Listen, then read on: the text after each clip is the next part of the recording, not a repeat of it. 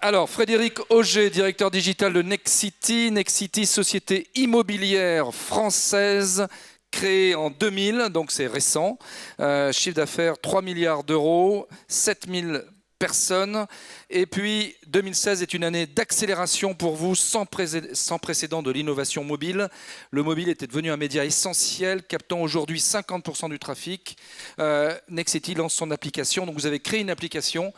Un petit mot de commentaire sur ce que vous avez entendu et puis ce que vous faites dans le digital, dans Nexity, dans une autre activité que celle de la restauration rapide. Le mot de commentaire, c'est sur la fidélisation qui était au cœur des premiers débats. C'est vrai que on va parler aussi du mobile comme vecteur de conquête de nouveaux clients, mais sur la fidélisation, la révolution mobile est en marche.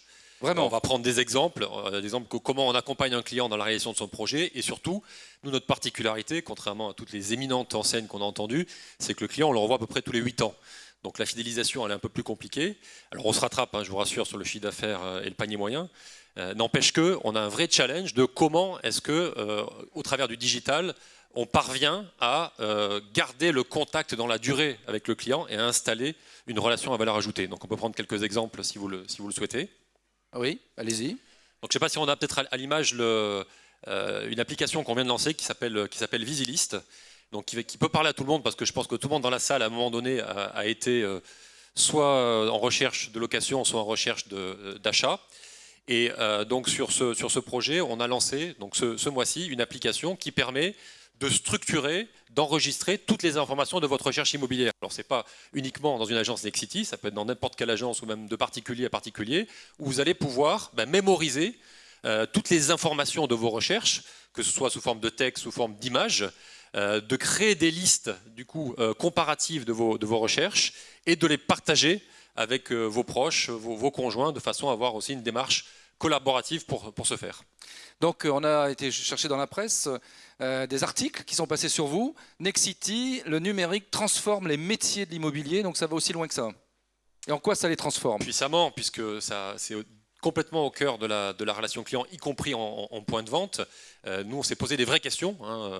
Finalement, quel était demain finalement, le sens de l'agence immobilière à l'heure où 95% des clients commencent leur démarche sur Internet. Donc, il fallait redonner du sens au point de vente. Et donc, on l'a fait notamment au travers d'un nouveau concept d'agence dite connectée dans laquelle on vient injecter une nouvelle expérience qui s'appelle la prévisite virtuelle, grâce à laquelle les clients peuvent finalement découvrir un maximum de biens au travers d'un casque immersif, partager des commentaires avec leur agent immobilier et du coup ne partir en agence en visite physique que dans les biens qui le justifient vraiment. D'accord. Un mot, combien de temps ça vous avez mis, combien d'argent vous avez investi, quelle solution vous avez choisi en étant pratique? Ça, c'est un projet sur 1 an, un investissement, ça se chiffre en centaines de milliers d'euros. C'est en partenariat aussi avec des startups, je pense notamment à la startup DVR qui a créé la plateforme qui permet d'agréger les prises de vue 360 degrés et ensuite de créer cette fameuse expérience immersive en 3D. Régine Van Imst, donc présidente de l'Observatoire du multicanal et du commerce connecté, une réaction sur ce que tu as entendu de Nexity et sur la place grandissante que va prendre le mobile? Oui, alors là, on a parlé de casque connecté, expérience immersive. Alors, est-ce que vous avez revu finalement l'accueil? Puisqu'on sait qu'un client qui sera allé sur Internet avant et qui visitera virtuellement un bien va avoir des attentes vis-à-vis des conseillers, vis-à-vis des gens qui les rencontrent différentes. Alors, est-ce qu'il y a une politique de formation pour accompagner vos consultants, vos conseillers immobiliers? Plus je dirais, le monde se digitalise, plus le monde se dématérialise, plus il est important de recréer aussi une vraie relation humaine de qualité. C'est vrai sur nos métiers. L'immobilier, c'est un sujet qui est majeur en termes d'investissement. Le panier moyen, c'est 200 000 euros. Et on en prend pour 20 ans, si vous me passez l'expression, en termes d'endettement. Donc c'est des sujets qui sont ultra sérieux et sur lesquels il faut reconnaître qu'on a du retard en termes de standards, de qualité, d'accueil, de services, de conseils. Donc il y a un travail évidemment d'accompagnement de nos collaborateurs sur les réseaux pour mieux accueillir les clients. On préfère d'ailleurs que ce soit eux qui disent bonjour, merci, au revoir, plutôt que ce soit un beacon qui envoie le message sur un smartphone. Et on a aussi le devoir de leur mettre entre les mains le meilleur du numérique en termes de solutions, donc des photos HD pour leur reportage, ou en termes de device avec des tablettes ou des portables pour qu'ils soient finalement au même niveau que les clients qui les visitent. On a été assez pionnier en matière d'ubérisation, puisqu'on a subi, on va dire au début des années 2000, l'intrusion d'acteurs, alors bien avant Meilleur Agent, comme Sologer, Logikimo, bref, toute une série de portails, pour rejoindre ce qui était dit précédemment, auxquels on a commis l'erreur, si j'ose dire, de confier nos assets, nos valeurs, nos offres. Et donc aujourd'hui, la profession a pris le parti de reprendre un peu son destin en main avec le lancement du portail Bien Ici. Je pense que ça n'a échappé à personne, en tout cas ceux qui suivent l'actualité de nos marchés ou qui est en recherche immobilière. Pour la première fois, voilà, le secteur s'est fédéré pour créer sa propre plateforme et mettre en commun des nouveaux moyens pour ne pas dépendre d'intermédiaires. Alors, pour dialoguer avec son mobile, eh bien, il faut des capteurs. Eh bien, c'est le métier de Easy World. J'aimerais que Mégane Gomez prenne un micro. Bonjour Mégane. Donc Easy World, pour ceux qui ne connaissent pas, on a vu des petits articles là, qui sont passés dans la presse. Donc c'est une start-up, Easy World. Oui, tout à fait. Bon. On a démarré en 2009. Parlez près du micro. Près du micro. Oui. Nous, on est basé sur la connaissance client, finalement. Oui. On part de la digitalisation pour amener à la connaissance client, pour faire le lien entre le physique et le digital, finalement. D'accord. On le fait par différents moyens. Dont la technologie Beacon, dont vous avez dû entendre parler. En tout cas, ça a défrayé un petit peu la chronique ces Vous pouvez derniers nous mois. expliquer comment ça marche, la technologie Beacon, pour ceux qui Oui. découvrent? Alors c'est simplement un petit capteur, voilà, qui ressemble à ça, qui permet de géolocaliser une personne dans un espace physique. Et son grand intérêt, c'est de collecter de la donnée. C'est connaître le temps de visite dans un magasin, c'est connaître les rayons les plus fréquentés, c'est connaître le taux de revisite en magasin et bien sûr dans un second temps pouvoir envoyer des push notifications personnalisées en fonction du profil et du parcours client. D'accord. Donc ça, c'est une technologie qui fonctionne. Vous êtes les seuls à mettre ça en place ou vous avez des concurrents? Alors bien sûr, on n'est pas les seuls. Par contre, on détient toute la chaîne de valeur, c'est-à-dire qu'on est fabricant et on développe finalement le hardware et le software, ce qui fait notre différence sur le marché. Actuellement, on a plus de 12 000 beacons déployés en France. Et le gros intérêt, c'est ce que vous voyez là, c'est qu'on est capable d'avoir un grand nombre de données sur ce qui se passe et sur une application mobile et dans la rue et en magasin, ce qui nous permet de créer un profil client très riche à travers les différents parcours digitaux et physiques. Alors Philippe, tu connais bien cette entreprise. On va avoir des images d'ailleurs que vous allez nous commenter. Donc Oui, le oui. Beacon, c'est Oui. une technologie qui va vraiment exploser, se développer dans les années qui viennent?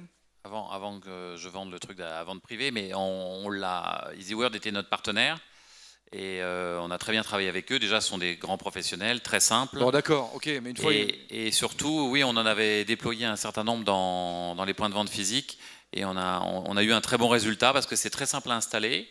Eux, derrière, le plus efficace chez EasyWorld, en fait, c'est le contenu qu'ils ont su mettre dans ce beacon. Parce que le beacon, le boîtier, tout le monde peut l'acheter, mais c'est le contenu qui compte. Et EasyWorld a su très très bien gérer le contenu et le retour. Alors Mégane, comment ça s'installe dans une boulangerie, Paul, ou dans une pizza? Est-ce que c'est des technologies qui peuvent aller dans ce genre de point de vente? Oui, ça s'installe très facilement, ça se colle en vitrine ou à la caisse, peu importe. L'idée, c'est vraiment, dans un premier temps, il y a beaucoup de nos clients qui font simplement une phase de connaissance client. Pendant 4 à 6 mois, ils collectent de la donnée sur ce qui se passe dans leur magasin, sur justement le parcours client. Et ensuite seulement, ils viennent envoyer des informations personnalisées en fonction des parcours qui ont été collectés en amont. Il y a un gros travail de collecte en amont avec une connaissance client riche. Pardon. Donc travail de collecte en amont des retailers. Le consommateur, donc, oui, Philippe? Alors, c'est de l'information en masse. Hein. On est bien conforme à la CNIL, EasyWorld est bien conforme. Donc c'est un raisonnement en masse, mais qui permet derrière de retraduire des scénarios qu'on aura envie de faire quand on est retailer. D'accord. Le budget qu'il faut pour s'inscrire dans cette démarche, imaginons une vingtaine de points de vente, ça va me coûter combien? Alors en fait, nous on fonctionne en mode SaaS, c'est plutôt classique comme fonctionnement. C'est un abonnement à la plateforme qui permet de gérer les contenus et d'avoir tout son historique d'analytics. Et ensuite, on a une licence du Beacon. Et là, on est aux alentours de 1 500 € par mois pour la plateforme. Peu importe le nombre de notifications qu'on envoie et peu importe le nombre de points de vente qu'on a. Donc c'est un budget fixe pour les retailers. Frédéric Auger, une solution comme ça, vous la connaissiez? Ça vous paraît intéressant? Moi, ça me parle moins sur la partie retail, point de vente, que sur la partie immeuble. Oui. Moi, je crois plutôt au grand potentiel des beacons comme relais de diffusion de messages de communication aux occupants d'un immeuble doté de leur smartphone et qui pourront utiliser ce canal pour adresser des messages au bon moment aux occupants dans une relation de syndic de copropriété, par exemple. Oui, alors même pour les agences, en fait, ou des panneaux publicitaires, vous pouvez avoir un programme immobilier avec un beacon dessus sur une affiche qui est en ville, ou sur une maison qui est à louer ou qui est à vendre, et quand les gens passent par hasard, peuvent avoir directement parfois une fiche ou retrouver des informations sur un bien qu'ils ont vu dans une rue. Donc c'est un beau repère physique. Allez, un commentaire de Marine et puis on va faire la pause. J'ai surtout une question. Les données sont-elles totalement anonymisées ? Oui. Du coup, vous faites comment pour arriver à calculer que c'est bien la personne et pas une deuxième personne qui est passée au même endroit ? Alors c'est un peu technique, mais on collecte un IDFA, qui est l'identifiant publicitaire d'un smartphone, et c'est une donnée totalement anonyme qui est... C'est pas si anonyme que ça en fait. Alors en fait, c'est un identifiant unique, mais chaque personne peut le supprimer dans son téléphone. C'est pour ça qu'en fait, c'est considéré comme anonyme. Et du coup, ça veut dire que normalement, sur chaque point de vente, il doit y avoir une pancarte à l'entrée disant que vous pouvez désactiver le service pour ne pas être suivi. En fait, pour que ce soit légal. Alors pour que ce soit légal, nous, on s'intègre simplement à l'application mobile du téléphone. La personne accepte de recevoir les notifications, accepte de se faire géolocaliser, et du coup, à partir de là, on est compliance avec la CNIL. Alors, premier rang, Arnaud Dopp qui veut réagir. Donc Arnaud Dopp de la société InStore Digital. Oui, bonjour à tous. Moi j'avais juste une question concernant le volume de push lié au beacon, puisque pour que le beacon soit opérant, il faut une opération mobile en face.